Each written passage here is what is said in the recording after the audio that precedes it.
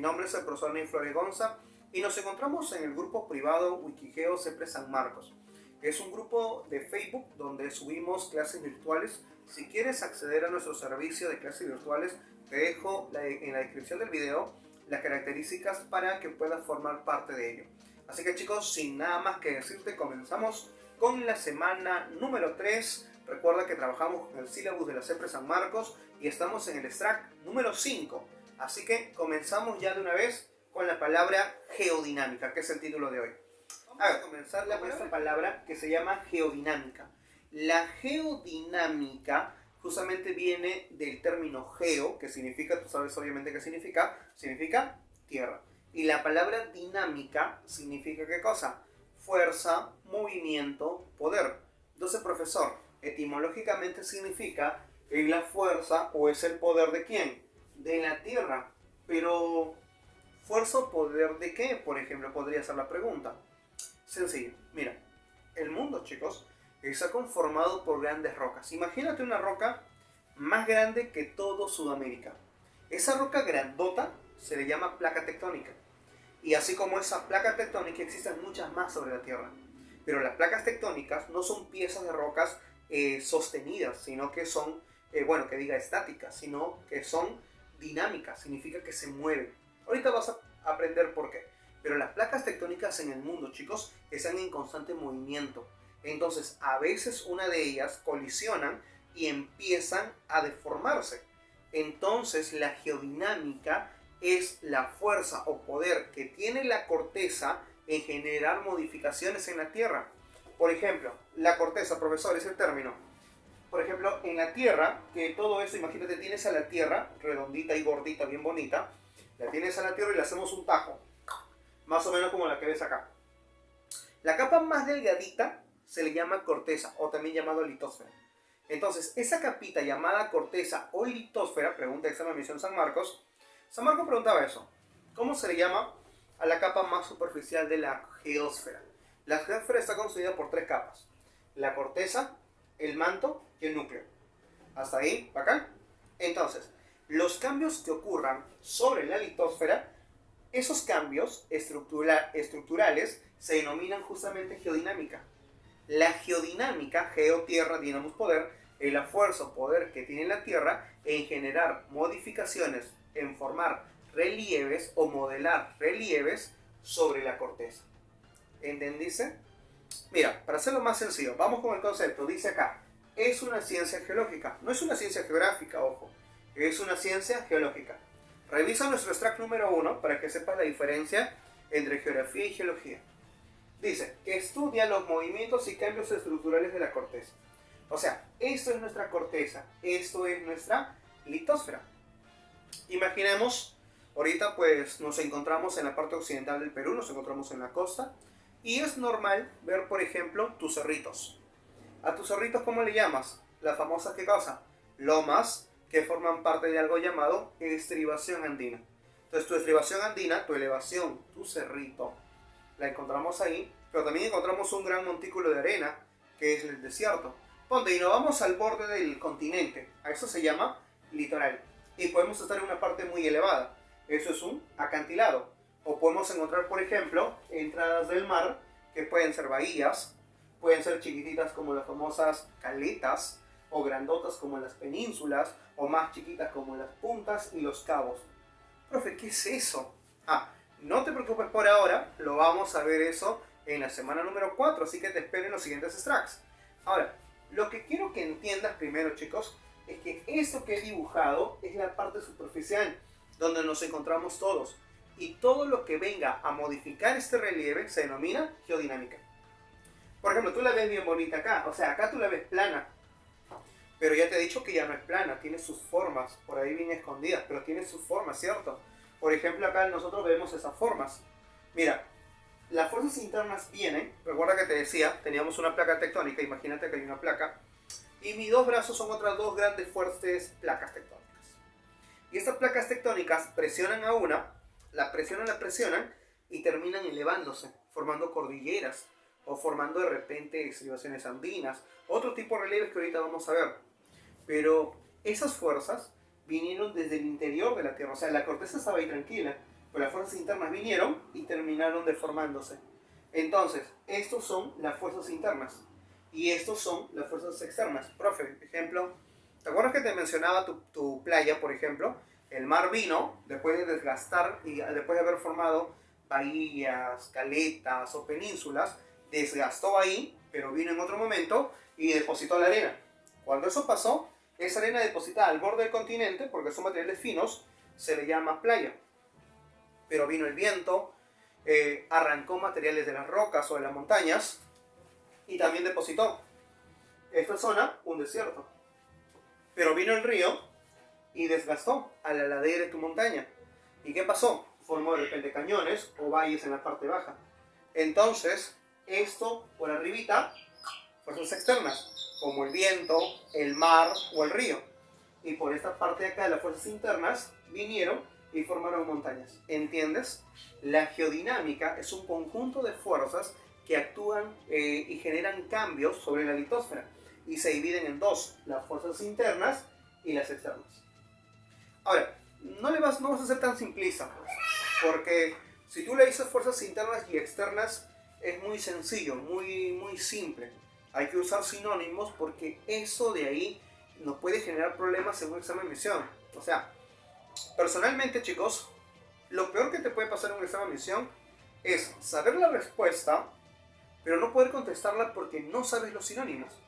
Ahí hay un problema. Eso simplemente significa que todavía te falta leer más, pues, ¿ya? Pero mira, las fuerzas internas también le puedes llamar geodinámica endógena. Y a las fuerzas externas se le tiene que llamar geodinámica exógena. Entonces no te olvides, a las externas, geodinámica exógena, climática y geográfica. Profe, ¿por qué climática? Porque los factores climáticos también afectan a la superficie de la Tierra. La temperatura, por ejemplo, generando meteorización, lo vamos a ver en la semana 4.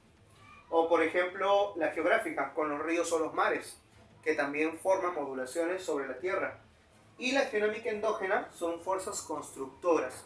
Son fuerzas que forman relieves en la misma Tierra. Entonces, encontramos, chicos, dos fuerzas, no te olvides, las externas, que se llaman geodinámica exógena, climática y geográfica.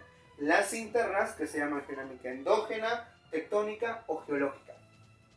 Profe, ¿por qué tectónica? Porque estas fuerzas internas venían por la deformación de placas tectónicas, ¿te acuerdas?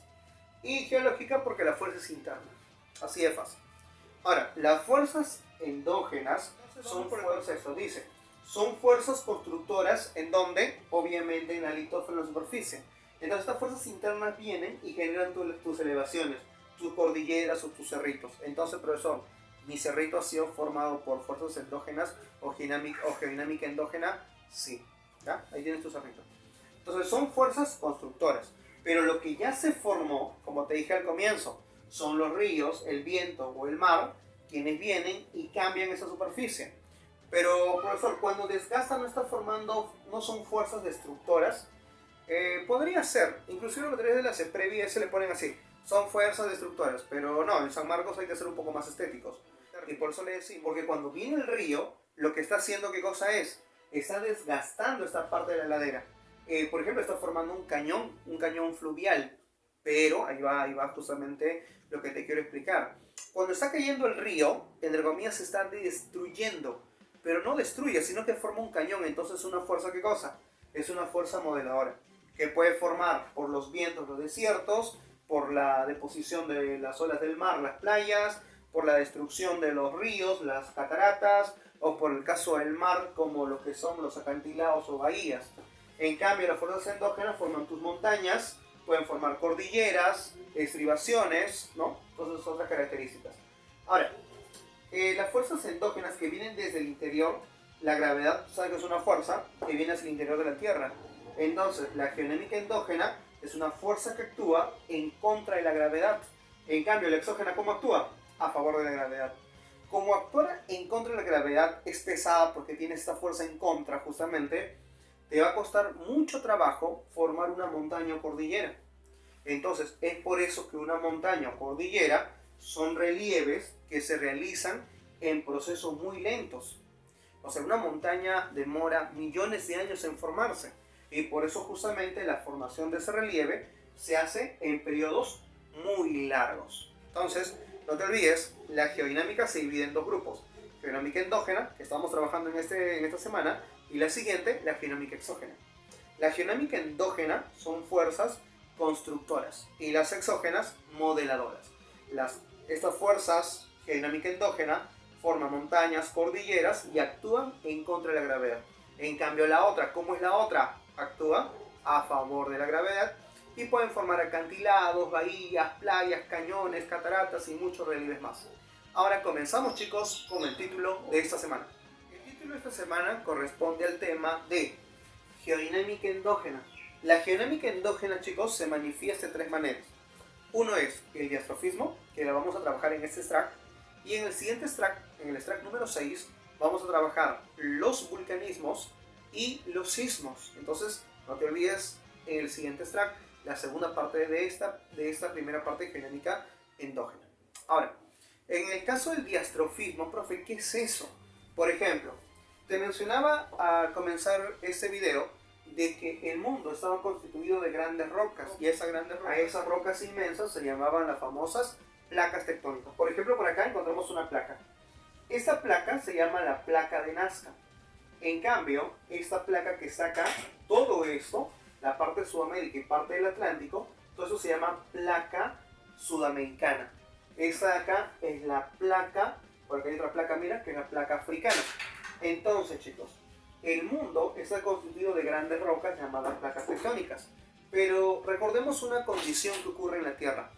A mayor profundidad, la temperatura va a elevarse, pero en cierto momento, chicos, se va a elevar tanto que la temperatura hará que la roca ya no sea sólida, sino que la roca se convierta en magma.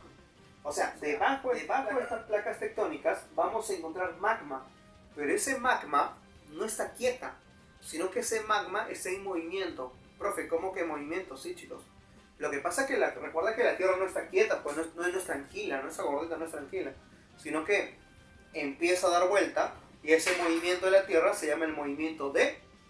Pon en los comentarios para saber que nos está siguiendo. Entonces, ese movimiento de la Tierra está haciendo que el magma se mueva y con ello se muevan las placas tectónicas.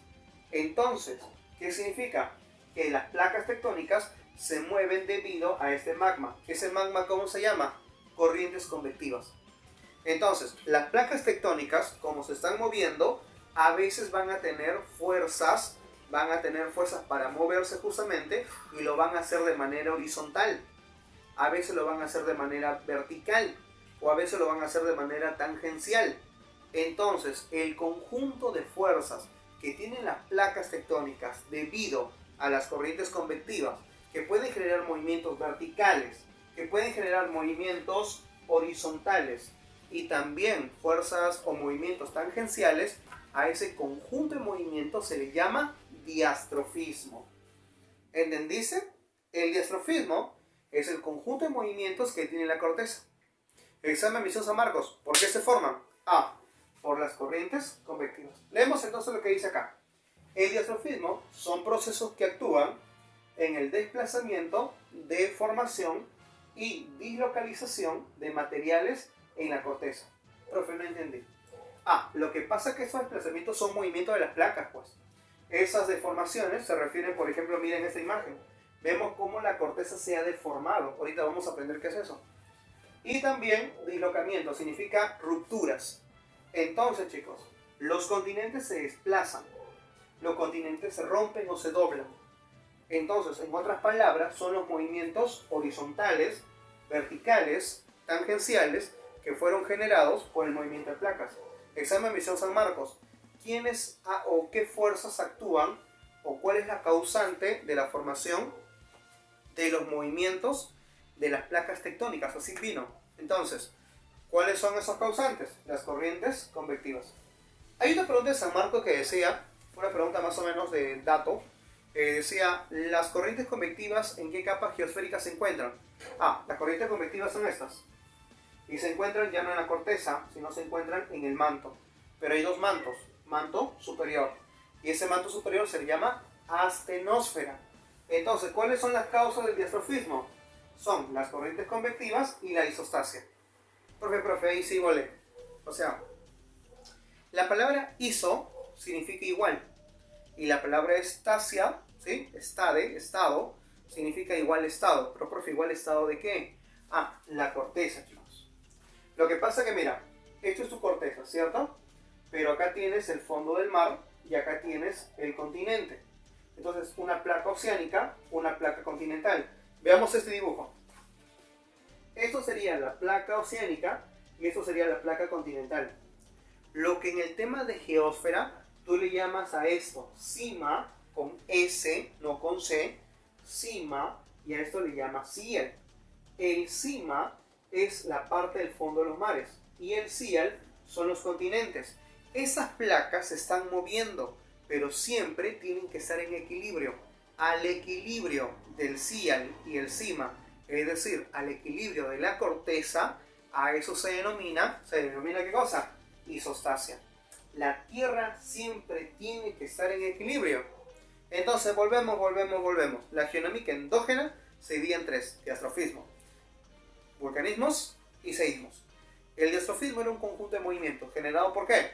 Por las corrientes convectivas y la isostasia. Un ejemplo. Por ejemplo, hoy he visto en las noticias sobre los sismos ocurridos en Piura, en Tacna y Loreto.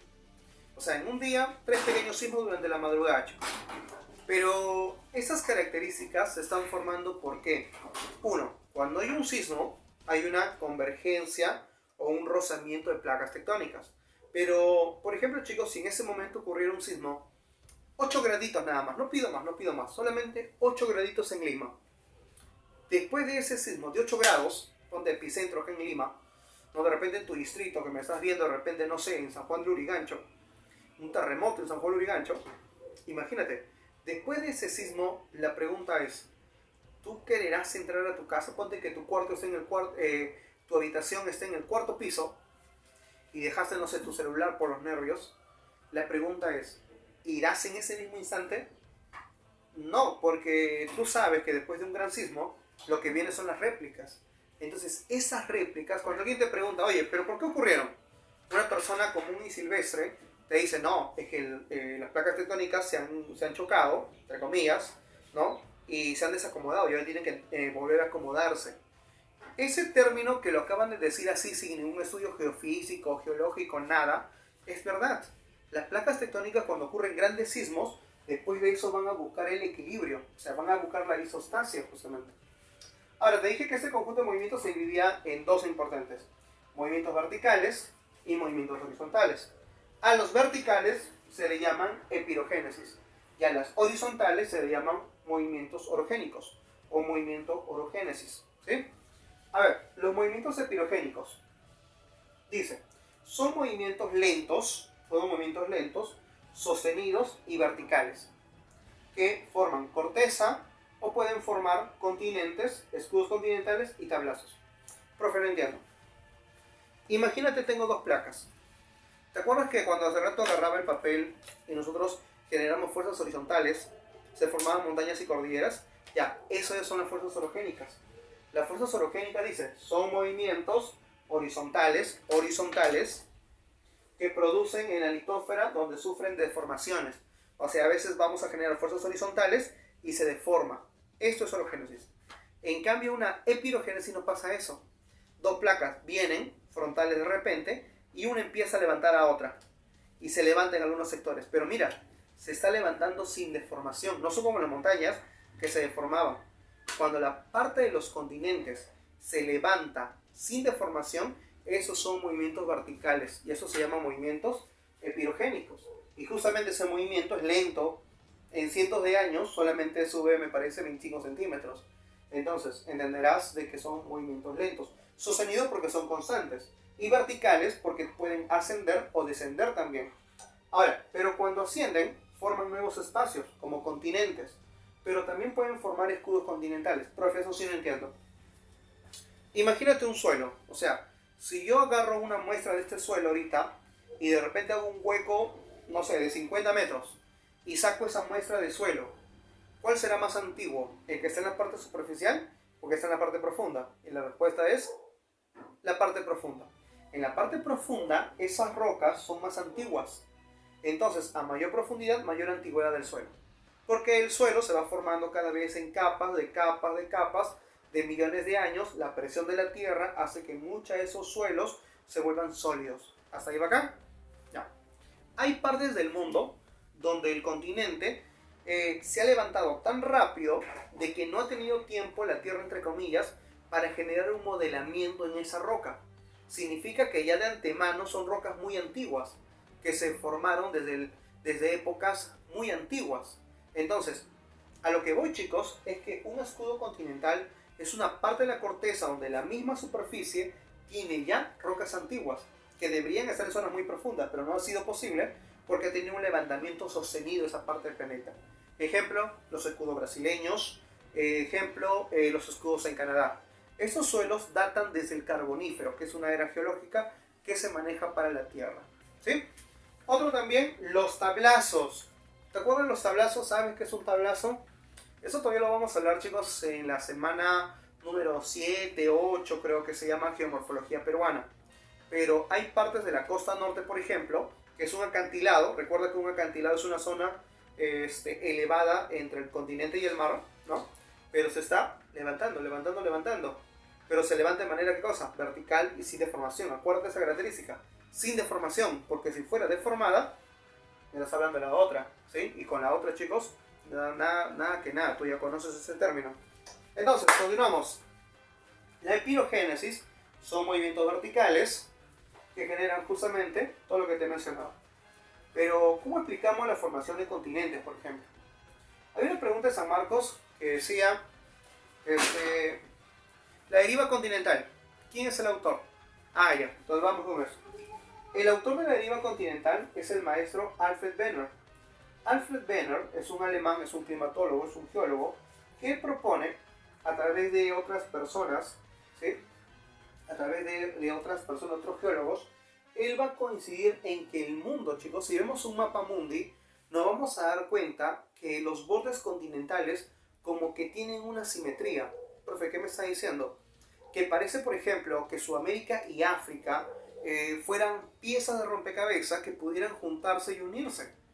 Entonces Alfred Wegener la piensa y dice, oye, ¿y si el mundo no siempre fue como lo conocemos? O sea, si el mundo no siempre tuvo continentes separados, sino que alguna vez todo fue junto. ¿Y eso cómo lo llamamos? La famosa ¿qué cosa? La famosa Pangea. Entonces, Alfred Wegener, en su libro llamado La expansión de continentes y océanos, él nos propone de que el mundo ha sido antes un solo continente. Profe, pero ¿cómo se le ocurrió eso? Uno, vamos a poner, porque cuando esos chicos, esto se proponen ante la comunidad científica internacional, Alfred Wegener va a quedar como un loco. La comunidad científica va a decir, oye, pero ¿cómo es posible que pensemos de que el mundo está conformado por, que el mundo ha sido uno solo y hoy se ha separado? O sea, eso es imposible. Pero Alfred Wegener, chicos, le va a dedicar toda su vida a proponer esa teoría. Y él va a dar pruebas geográficas. ¿Cuáles son las geográficas? Las que te mencioné hace rato. Que tenemos a la Tierra, diferentes continentes que parecen piezas rompecabezas, y con eso podemos generar ahí ¿qué cosa? Que eso es una prueba geográfica. Las muestras que vemos ahí no son coincidencias. Pruebas geológicas, ¿a qué me refiero con eso? Por ejemplo, encontrar montañas o cordilleras que datan de cierta edad, de cierta composición, pero en continentes totalmente separados. Profe, ¿eso es posible? ¿Sí? Por ejemplo, la cordillera de los Andes, que viene de Venezuela, Colombia, Ecuador, Perú, Bolivia, Argentina y ese país que está ahí abajo de nosotros, obviamente el Perú también, viene entonces de Venezuela hasta el sur de Sudamérica. Profe, pero la cordillera de los Andes termina ahí. No, viene el Océano Atlántico, pero parte de esa cordillera continúa en la Antártida. Y datamos de los mismos tiempos, de las mismas eras geológicas, de la misma composición. La Antártida está llena de recursos naturales. Entonces, ahí vemos una prueba geológica. ¿Cómo es posible que dos cordilleras, o en algunas ocasiones, tipo de rocas, que son de la misma edad y composición, pero extremos y separados por todo un océano? Pues tenemos esa característica. Paleoclimáticas. Se refiere a que vamos a encontrar climas o microclimas parecidos en el borde de continentes separados por océanos. Imagínate un microclima en Brasil y un microclima en África, parecido, con las mismas condiciones. ¿Y el clima qué determina? Flora. paleontológicas, hemos encontrado pruebas de plantas o animales que datan de la misma edad y de la misma especie, de las mismas características, pero separados por continentes. Imagínate, no sé, un animal como el, no sé, como el tigre diente de sable, imagínate en África, y algo parecido en Sudamérica. ¿Cómo es posible? ¿O es que el tigre sabía nadar? O sea, es una opción, pero obviamente no es la lógica. Justamente esta parte va a apoyar mucho a la teoría de Darwin, ¿cómo se llama? A la evolución de las especies. ¿Por qué? Porque la pregunta es, por ejemplo, ¿no? Si nosotros tenemos una especie cuando evoluciona, todos deberían evolucionar de la misma manera. Pero ¿por qué todas las especies de un mismo individuo, por así decirlo, es distinto? Las tortugas, por ejemplo. Porque hay tortugas de diferentes características, marinas, terrestres, pequeñas o grandes. Entonces, esta teoría apoya eso. Porque si antes estos animales estuvieron juntos en un solo lugar, pero las placas tectónicas se separaron, los animales que fueron separándose a través de millones de años fueron evolucionando bajo las características climáticas y de los recursos naturales que había en esa nueva modificación de las placas tectónicas. Con eso apoya esta teoría a que las especies fueron evolucionando de manera distinta por la situación geográfica en la que se encontraban. ¿Entendiste lo que te acabo de decir? Si es eso, bacán. Entonces, todo esto, chicos, se propone ante la comunidad científica. Dice, muy bien, maestro Alfred Wegener, acaba de demostrar que el mundo está conformado por grandes placas tectónicas. Pero, chicos, parece bonita, ¿no? Parece completa, parece que ya el maestro lo logró, Alfred Wegener, era lo máximo. Pero hay una pregunta que destruye esta teoría. La pregunta es, ¿por qué se separaron? Ya, muy bien, está comprobado. Las placas tectónicas se separaron, hay pruebas, tal, le dedicó toda su vida a esto, chicos, ¿ah?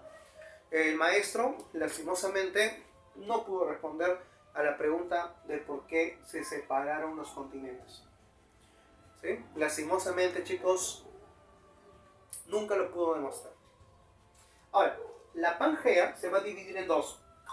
Hacia el norte va a salir un gran pedazo, mira, más o menos la Pangea. No vayas a pensar tampoco que Pangea es el único macrocontinente o supracontinente. Han habido continentes de otras formas antes de Pangea, pero la Pangea es la última división más grande que se tiene, ¿sí? La Pangea, que es todos los continentes, y Pantalasa, que son todos los océanos. Cuando Pangea se separa en dos, sale la Eurasia hacia el norte y Gondwana hacia el sur. O sea, un continente muy grandote hacia el norte, la Eurasia, y hacia el sur Gondwana. En el medio vamos a encontrar el famoso mar de Tetis. ¿Ya? Del norte, de la Eurasia, va a salir Norteamérica, va a salir Groenlandia, que es la isla más grande del mundo, y Eurasia. Eurasia es la fusión de dos continentes, Europa y lo que es Asia. Pero Europa y Asia son dos continentes políticos, pero Eurasia es un continente geográfico. ¿Qué es un continente geográfico? Es un pedazo de roca inmenso separado por mares y que es un continente político. Esta grandota está separado por condiciones políticas, sociales, culturales y cosas como esta. Entonces, espero que entiendas ahí la diferencia. De Gondwana, Sudáfrica, va a salir, por ejemplo, Sudamérica, que es la parte sur, obviamente, y vamos a encontrar también a África y vamos a encontrar también a la India. Pero en la India, chicos, no decía el profesor que la India es de Asia, porque Gondwana, ¿no? Ah, bueno, lo que pasa es que la India es un pequeño fragmento de Pangea que se fue arrastrando, no le digas, que se fue arrastrando y colisionó ¿con quién? Colisionó con la placa eurasiática. Entonces es por eso que ya vamos a encontrar sismos, y ahorita te voy a explicar un poco. Pero quiero que entiendas que la India sale de Gondwana y después colisiona con Asia. Tenemos Australia, que es el lugar más grande de toda Oceanía, y encontramos a la Antártida, que también es un continente. Ojo, la Antártida sí es un continente y encima está congelado.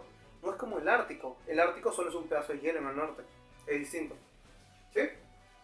Pero chicos, la teoría de la deriva continental propuesta por el maestro Alfred Wegener, donde propone que Pangea se divide en la Eurasia y Gondwana y después salen los continentes que hoy conocemos, no es la única teoría de la formación de continentes, sino que también vamos a encontrar otras teorías, como la expansión oceánica. Por ejemplo, en el fondo de los mares encontramos una zona por acá que se llaman los zócalos. Después encontramos el talud y todo el fondo marino. Pero Harry Hess va a proponer, por ejemplo, de que las placas tectónicas, o sea, esta persona va a proponer una teoría. Nos va a proponer que las placas tectónicas a veces también se separan. O sea, cuando hay una separación de placas tectónicas, el magma viene y entre esos espacios nuevos que se está formando, viene y empieza a salir el magma. Y el magma formará nuevo suelo. O sea, cuando hay una separación de placas, por eso justamente propone el título, la teoría de la expansión oceánica. Significa que en los océanos se está formando nueva tierra. Profe, ¿es eso posible? Claro. Lo que pasa es que las placas tectónicas se separan, el magma sale, se forma nuevo suelo, nuevo continente, se forman nuevas rocas y las placas cada vez se están separando. Pero, profesor, ¿eso no significaría que están formando volcanes? Si es magma lo que está saliendo, roca, fluido, a mucha fuerza, ¿no serían volcanes? Sí. Entonces, ¿qué va a pasar? El magma sale, se solidifica, obviamente las placas tectónicas en el fondo del mar ya no van a volver a su mismo estado, sino cada vez se van a separar y no hay un volcán. Hay millones de volcanes en el océano. Entonces, esto hace, chicos, que las placas tectónicas siempre se estén desplazando y se estén moviendo. ¿Gracias a qué? A las corrientes convectivas. Eso, en el año 1912, no lo sabía Alfred Wegener. Es por eso que a su teoría no pudo demostrarlo por qué se movieron los continentes. Cuando la pregunta fue, ¿por qué se movían los continentes? Alfred Wegener no lo supo. Tuvimos que saber eso 50 años después. 50 años después viene el maestro Harry Hess con la teoría de expansión oceánica, que menciona que las placas tectónicas no siempre se están juntando, sino también hay separaciones. El magma sale, se forma nueva tierra y las placas se van separando. Ah, entonces maestro Harry Hess complementó a la teoría de la deriva continental. Busquen a Alfred Wegener, vamos a condecorarlo. Lastimosamente, chicos, Alfred Wegener murió sin saber que había hecho una gran teoría. Lástima por el maestro Alfred Wegener, pero Harry Hess pudo contestar esa pregunta 50 años después. Bueno, ¿no? Pero, profesor, ¿esto también es una teoría, la de las corrientes convectivas? Sí. Hay personajes como Holmes, así se escribe, no sé cómo se pronuncia, Holmes o Tuss Wilson, que proponen de que debajo de la Tierra, obviamente, el magma está fluyendo. Entonces, eso genera movimientos en las placas tectónicas.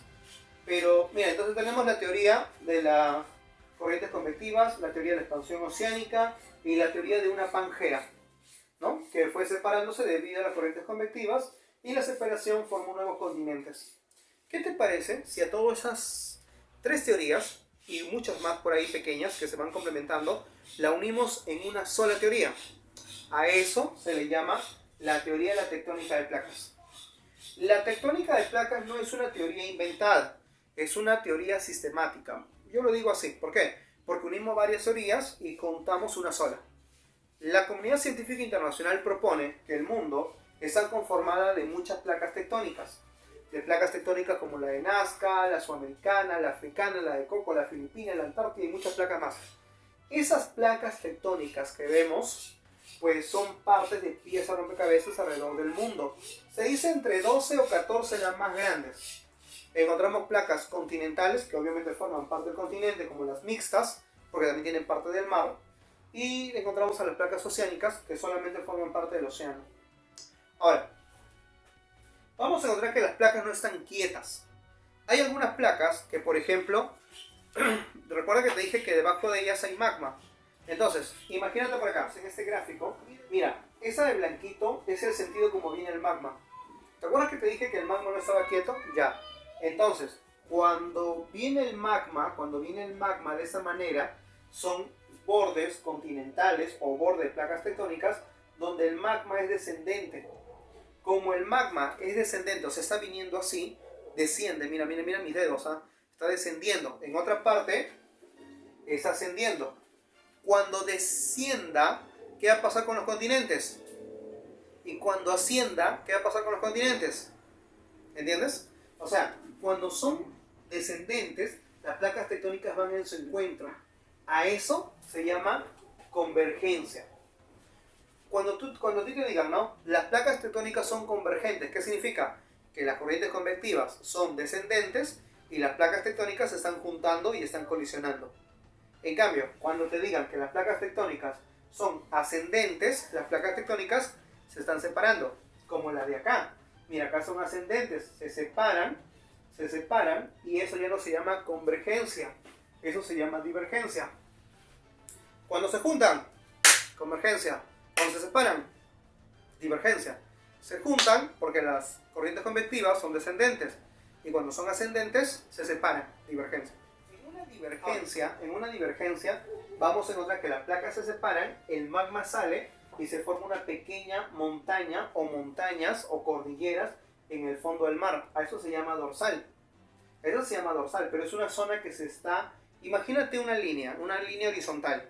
Cuando hay una separación y un elemento se va escapando de esa línea horizontal, a eso se llama zona de obducción. Entonces, escucha. Cuando nosotros encontramos una divergencia de placas, encontramos una zona de obducción. Es un levantamiento de ese plano. Ahora, esa nueva roca que se está formando como montañas y cordilleras submarinas se le llama dorsales. Es nueva tierra que antes no existía. Entonces se le llama zona de abducción o también bordes constructivos. ¿Sí? Ahora, esa dorsal, la dorsal más larga del mundo es la dorsal mesoatlántica, que se forma entre la separación de la sudamericana con la placa africana. ¿Entendiste? Ahora, la dorsal mesoatlántica, ahorita es así chiquita, pero recuerda que son volcanes submarinos, seguirá creciendo, hasta algún día formar una isla. Significa que las islas se forman justamente del fondo de los mares por actividades volcánicas. No creo que hayas pensado que una isla es un pedazo de tierra flotando en el mar. No creo, ¿cierto? Ya, muy bien. Ahora, cuando las placas tectónicas vienen, por ejemplo en esta imagen, vemos a la placa sudamericana y vemos a la placa de Nazca. Pero mira, hay un hundimiento muy grandota. Estos hundimientos se llaman fosas. Estos hundimientos, en esta convergencia, esto se llama zona de subducción. ¿Cuál es la diferencia con una zona de subducción? Las placas vienen, como la de Nazca, que subduce la sudamericana. La de Nazca subduce la sudamericana. ¿Por qué? Ponte, acá está la sudamericana, acá está la de Nazca. La de Nazca la hunde a ese... Acá vemos a la sudamericana, acá vemos a la de Nazca. Entonces la de Nazca la hunde. Y eso se llama subducción. La subducción es el hundimiento de placas. Pero, profesor, ¿por qué? Porque la placa oceánica es más densa que la placa sudamericana. Profe, ¿y por qué es más densa? Porque es más profunda. Como es más profunda, es más densa, más fuerte, y por eso la hunde justamente. Pero eso es porque es oceánica y la otra es continental. La continental tiene menor densidad, como la sudamericana, y la de Nazca tiene mayor densidad por ser una placa oceánica. Pero al hundirse, forma una fosa, como el caso de Perú, la fosa de Tacna, por ejemplo. Pero recuerda que el mundo te dije que tiene que estar en isostasia. Así como se está hundiendo y está formando una zona de hundimiento, entonces en el continente está elevando, porque recuerda que hay una isostasia. Si algo se hunde, algo se levanta. Y como se hunde acá en el borde, acá se levanta la montaña y a eso le llaman Cordillera de los Andes. Entonces, ¿la Cordillera de los Andes se forma por subducción? Sí. ¿Por qué? Porque al hundirse las placas, acá se hunde, forma fosas, pero en el continente se levanta. ¿Por qué? Por isostasia. Entonces, la zona de subducción genera en el continente que se formen montañas.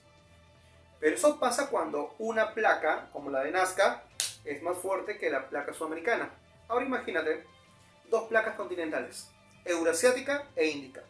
Las dos vienen, pero como las dos son débiles, se destruyen y se levanta nueva tierra. Esa nueva tierra que se está levantando es una cordillera. La cordillera del Himalaya se formó por una zona de abducción, por convergencia. Pero como las dos placas son continentales, ¿qué pasa? Vienen, se destruyen y se levantan. ¿Entendiste? Volvemos a ver. Si no entendiste, chicos, acá es la oportunidad.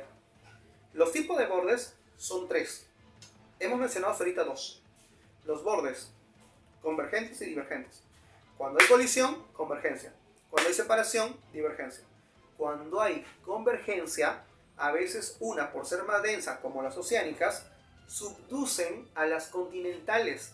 ¿Qué significa? Que la hunden. ¿Y qué forman? Zona de subducción. ¿Qué forman acá en el fondo, en el hueco? O sea, acá, fosas. Y en esta zona, así como se hunde, por acá se levanta. ¿Qué está formando la subducción allá? Montañas, cordilleras, convergencia. Pero cuando las dos placas son débiles, se destruyen y se levantan. Ya no zona de subducción, zona de abducción. Ejemplo, Euroasiática con Índica. ¿Y qué forma? La cordillera del Himalaya. ¿Entendés? En cambio, cuando hay separación, se separan las placas, sale el magma, se eleva el magma, forma ya no bordes destructivos, porque acá se está destruyendo bordes destructivos, en cambio se está formando una tierra, bordes constructivos, ¿ya? Que forman dorsales, y la más larga te decía que es eso acá, la dorsal mesoatlántica. Ahora, hay una más que se llama transformante pasivo fallo neutro. Es unas placas tectónicas que podemos ver ahí que las placas no se están ni colisionando ni separándose, sino que están de costadito. Imagínate ahí, de costadito. Entonces las placas se desgarran, por eso se le dicen pasivas, neutras, como la famosa falla de ¿qué? La falla de San Andrés, por ejemplo, ¿no? Esa película media rara, que no tiene nada de verdad, por si acaso jamás se va a producir, así que no tengas miedo. Esos son justamente una falla, que cuando dos placas están rozándose. Profe, en Perú hay fallas, claro. En Pachacamac, por ejemplo, acá, está cerquita. O Matucana, ¿no? Entonces, encontramos eso ahí. Te decía entonces que el diastrofismo era un conjunto de movimientos y se dividía en dos movimientos. Los verticales, las epirogénesis, y las horizontales, la orogénesis. Las orogénesis eran movimientos horizontales en deformación que formaban montañas y cordilleras. Pero cuando se deforme, como la de acá, encontramos a la placa que se ha deformado y ha generado un doblamiento. A ese doblamiento se llama plegamiento. Pero ponte que se dobla tanto, chicos, se dobla tanto que la rompemos. Y cuando la rompamos, ¿cómo se llama eso? Se llama falla. La falla es la ruptura de la corteza. Pero cuando nosotros hablamos del plegamiento, es porque esto de acá se puede doblar. Profe, no entiendo. Lo que pasa es que hay partes de rocas que sí tienen la composición de plegarse.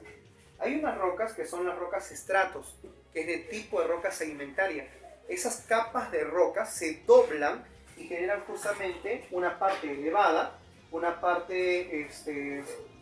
esta parte elevada se le llama zona anticlinal, las elevaciones. Y la parte hueca, la parte así bajita, se llama zona sinclinal. La anticlinal es, por ejemplo, la parte anticlinal es la zona elevada, la zona convexa, y la parte hueca, la zona cóncava. En la zona cóncava, sinclinal, encontramos los valles en V, los valles en U, encontramos los pasos suabras, por ejemplo, en la parte de arriba, los volcanes, las montañas, las cordilleras, conjunto de montañas. Y por ahí no vaya a ser que encuentres la palabra, por ejemplo, hay una palabra por ahí un poco extraña que quizás te pregunten, como las charnelas. ¿Qué son las charnelas? Por ejemplo, entre el anticlinal y el sinclinal hay un punto medio. Es como decirte la parte más baja del anticlinal y la parte más elevada del sinclinal. A esta parte media, entre comillas, se le llama charnela. Entonces, la orogénesis son movimientos horizontales que generan doblamientos a la parte elevada, anticlinal, y a la parte de abajo, sinclinal. Pero cuando se rompen, se llaman fallas. Horst, la parte elevada, y Graben, la parte de abajo. O sea que es una falla. Imagínate la tierra normal, pero se rompió y una cayó, ¿no? O una se hundió y empujó a la otra. Porque hay varios tipos de fallas, ¿ah? Hay fallas rotulares, inversas, normales, laterales, o sea, hay mucho tipo de fallas. Pero esta es la falla más conocida y la que usamos mucho en academias.